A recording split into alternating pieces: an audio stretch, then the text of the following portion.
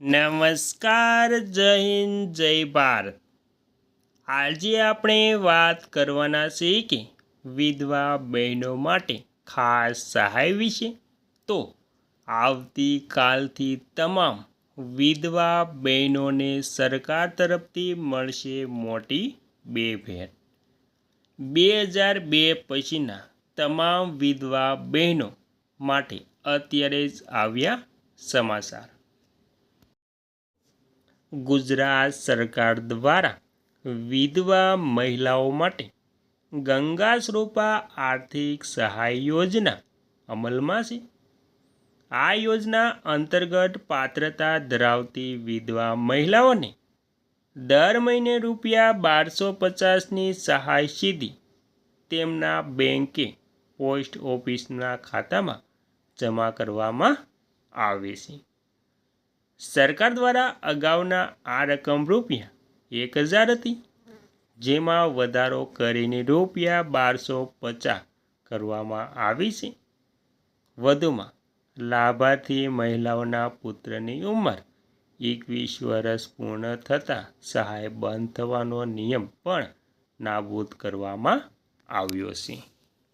અને ત્યારબાદ વાત કરીએ તો ગંગા સ્વરૂપા પેન્શન યોજનાની સંપૂર્ણ માહિતી। તેમાં યોજનાનો ઉદ્દેશ્ય વિધવા બહેનો કે જેમના પતિનું અકાળે અવસાન થયું હોય તેઓ આર્થિક રીતે પરાધીન ન બને અને પોતાનું જીવન આત્મભેર જીવી શકે તે માટે ગુજરાત સરકારના મહિલા અને બાળ વિકાસ વિભાગ દ્વારા નાણાકીય સહાય આપવામાં આવે છે। આ યોજના સામાજિક સુરક્ષાનું એક ઉત્તમ ઉદાહરણ છે। માળખા એટલે કે જે બીજું છે મળવાપાત્ર સહાય। લાભાર્થી વિધવા બહેનોને દર મહિને ₹1250ની આર્થિક સહાય ચૂકવવામાં આવે છે। આ રકમ ડાયરેક્ટ બેનિફિટ ટ્રાન્સફર દ્વારા સીધી લાભાર્થીઓના પોસ્ટ ઓફિસ અથવા તો બેંક ખાતામાં જમા કરવામાં આવે છે। ચૂકવણી સામાન્ય રીતે દર મહિનાના પ્રથમ સપ્તાહમાં થાય છે। અને ત્રીજું, પાત્રતાના ધોરણો રહેઠાણ। અરજદાર મહિલા મૂળ ગુજરાત રાજ્યના વતની હોવા જોઈએ।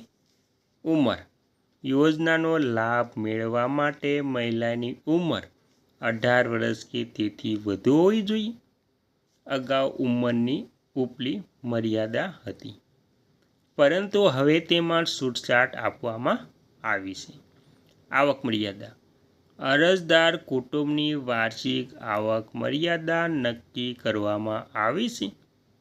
ગ્રામ્ય વિસ્તારના લાભાર્થીઓ માટે ₹1,20,000થી ઓછી, શહેરી વિસ્તારના લાભાર્થીઓ માટે ₹1,50,000થી ઓછી।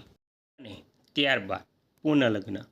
અરજદાર મહિલાએ પુનઃલગ્ન એટલે કે બીજા લગ્ન કરેલ ન હોવા જોઈએ। અન્ય પેન્શન।